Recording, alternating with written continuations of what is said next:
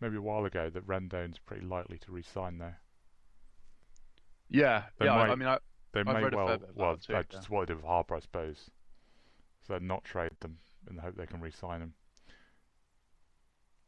Because he's incredibly underrated actually, Anthony Rendon, isn't he? Thing is with Rendon is the re-signing thing that concerns me is that he's got Scott Boras as agent as well, Oh right, so he will test free agency. They always do, don't yeah. they, by his clients? Um, and he's currently got an OPS over 1. So So that could be a lot of money. yeah, um, I mean, perhaps it makes an even better argument to trade Scherzer. Is that you should trade Scherzer so you could definitely can afford to pay Rendon. Yeah, I mean, I quite like that. Is they're retooling or whatever they're doing with some of these young guys developing a bit more. I mean, like Kieboom's not really. Did he go back down? He came up for a bit, didn't he? Yeah, he went down again. So like they've still got like him to come through, and he's meant to be really really good. But yeah, I quite like the idea if they keep him as like the experienced guy. Like it's basically their new franchise player to replace Harper because he's actually well. He's I better mean, than Bryce Harper, basically. yeah, like the last 3 years he's been better than Bryce Harper. It's just one of those things where it's basically like pedigree, isn't it? He wasn't good. He wasn't that good for the first 4 years of his career. I mean, yeah, a couple of them he was like quite good, but generally was not like a standout player. And he was a 27th round pick. No, he wasn't. He didn't sign then. The Oh Nationals yeah, got him in the first round, 6th. But I think the other thing with guys like him is one is that third base is loaded, but is also that he's a decent defender, but he's not a MLB Twitter account sharing him doing like a dive and throw like you get with Arenado yeah, and Machado. He's an understated star in that he does star things, but they're not like he's hit 16 bombs already, but he's not going to hit like 45 or 50 home runs, is he? no, And he's not going to make ridiculous plays and win loads of Gold Gloves, um, like a Kawhi Leonard type star player, just like yeah. really, really I good. mean that's quite a comparison. It's just good all round, really. Yeah, but Just without being stupid, like yeah, um, not ridiculous in any one area that like catches the eye. Um, yeah, I think like keeping hold of him has got to be the top of their priorities ahead of Scherzer.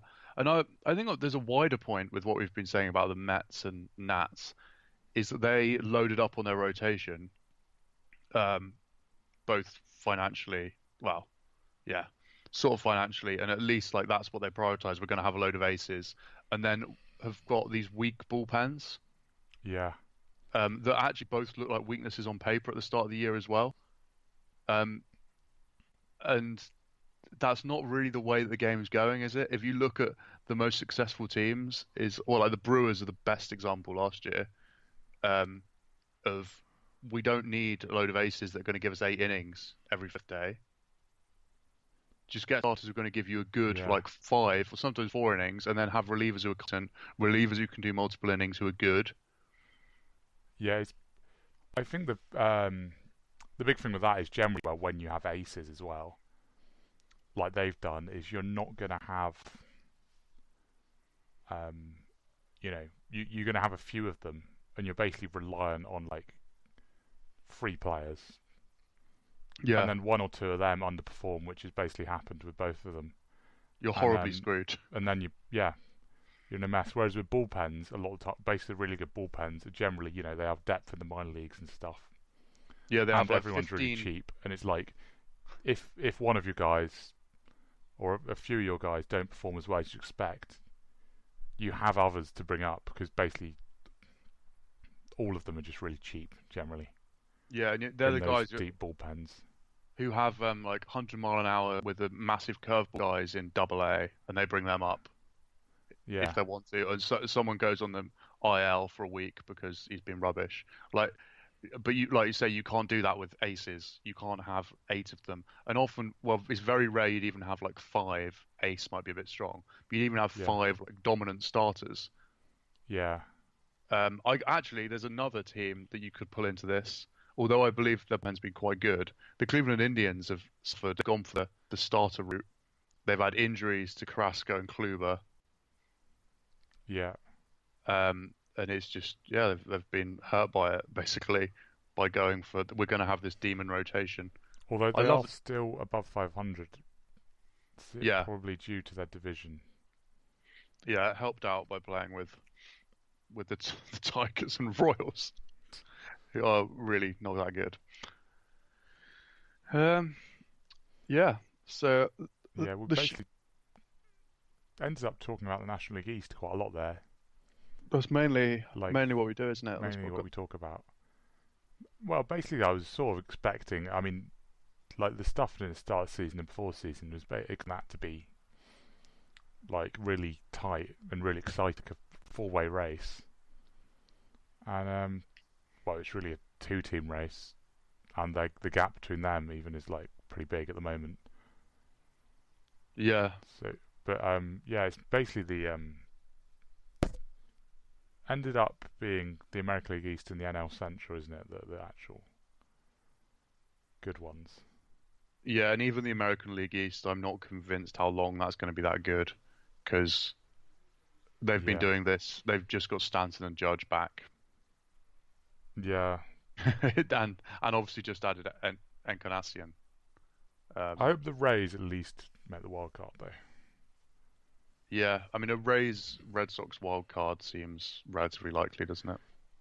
Yeah, but anyway, actually, maybe we should avoid talking about them too much because yeah, for the next week We'll do a preview next week of we're the doing London series. we're going to do another podcast just ahead of Albi London, where we'll talk about them.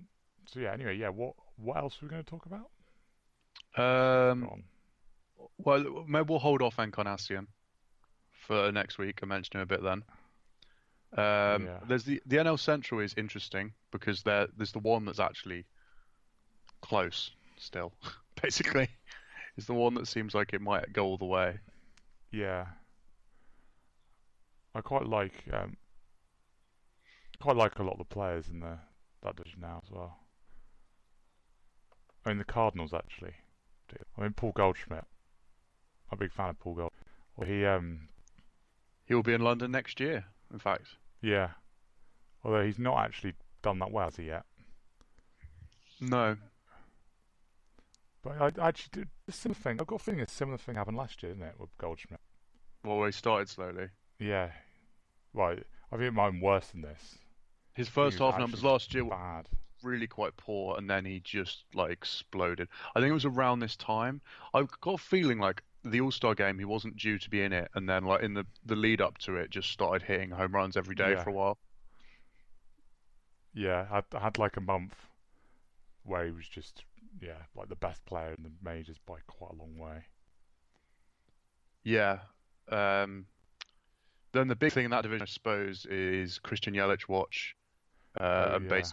basically the fact that he is actually the greatest hitter of all time. Well, he's not even the best player in baseball at the moment because Mike Trout's still playing, but you know he's ridiculous.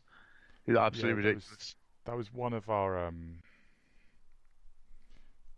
poor preseason takes. Yeah, I mean his OPS is nearly 1.1 Because over the last 365 he's days. basically got a lot better. He's actually got better than last year. Yeah, Well, that like he had at the end of last year, which seemed like a hot streak. Turns out that is just how good he is all the time now, which is, yeah, I mean, surprising. yeah. So the least. It's ridiculous. He's slugging over like nearly 750 this season. There's just Yeah, they're basically Barry Bonds sort of numbers. yeah, yeah, pretty much. He's basically around where Bellinger is, isn't he? The thing is Bellinger's like well, Yelich could end up funnily having a Mike Trout season here, where he has one of the greatest seasons of all time, but still doesn't win MVP because someone just happens to have a better year. Yeah, that's good. In our last podcast, it was like 2 weeks ago now. We said we were probably gonna do Bellinger updates because we were just going on about for quite a while about how good he was and whether it's going to carry on. And he has actually had a bit of a cold spell, hasn't he, since last time? His OPS over the last 28 days is still over 1,000, and the last 14 days is 1.1. Okay. Well, I swear don't look quite as good. No, it was. He had he went hitless for ages. I think maybe he's started hitting again now, but it might have been a week or something, like a week where he didn't get a hit. Because his average was over 400 last time in the podcast. Now it's now only like 360, which I mean is still good enough, really. That'll probably do. It's an extraordinary thing that we're having.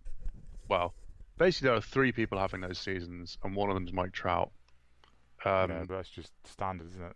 Yeah, but the thing with the Trout year is, it is him getting better again. Like, he is actually still improving, and he's got 65 walks in 71 games, and his one as ever. I mean, I say that there's a lot of Mike Trout is really good tweets like every single day in baseball Twitter world, but there's still a sort of never enough of them as far as I'm concerned. Like the Yelich and Bellinger stuff gets a lot of attention because what they're doing is amazing, but Trout's doing this, and it's the fact it's not amazing for him is like, this is just, he's improved a little bit from last year then. And the other guys, and they're barely better than him. No. But this is just like a more year from out. Almost. I mean, I actually saw one of those tweets you were about earlier. His career OPS is almost 1,000 now. Yep. He's it's very pulling close. it up. Like in a couple of weeks, his career OPS may well be 1,000. So I did really ridiculous. I did an article the other day about the greatest players of all time, and it's one of these things where you just look at the list of. I was looking at career OPS plus. Yeah. And it's one of those things where, like, I know that he's that good, and I would like bang on about how people should talk about him more. But even then, I look at it, I'm like, what the hell is he doing there? Like, he's ahead of Rogers Hornsby, Mickey Mantle. He's only just behind Lou Gehrig. Like, it goes Ruth, Ted Williams, Bonds, Lou Gehrig, Mike Trout. Yeah. Ever. I've heard the thing is sometimes with that sort of thing is that you get recency bias, but the opposite. Yeah. Basically, it's like because he's not old and people aren't like nostalgic about him or whatever because he's still playing, doesn't quite get the same credit that those other guys do. Yeah, I think there's an element of that. He is like objectively on that level already. Yeah. Yeah, he is basically. Yeah, he was already an Inner Circle Hall of Famer, like arguably the greatest player of all time. But it'll be one of those where he retires and people like go and look at his numbers again and go, "Oh Jesus, we missed that. Like we kind of didn't see that happening." Yeah. We're busy getting distracted and someone hits for the cycle one day, and it's like, "Oh, who cares?" Yeah, I know. Yeah, I can't think of much else there is to touch on. I mean, we're coming up to the time when you'd expect some trades to start happening. Yeah, some we could just mention quickly before we finish. A slightly short one this week. We're talking about the big stars. We just basically just had a long talk about is the All-Star voting, which is now started. Oh yes, that's true. Have you actually done any yet? I haven't. No. I did a few the other day. And actually, the other thing links into this. Anthony Rendon, 5th in National League third baseman on the voting. Yeah. We were just talking about how good he is. If there's ever a sign that you should change the system, that's probably it. Yeah. Although he'll get in, won't he, by other means? I But mean, there's a lot of good third basemen, but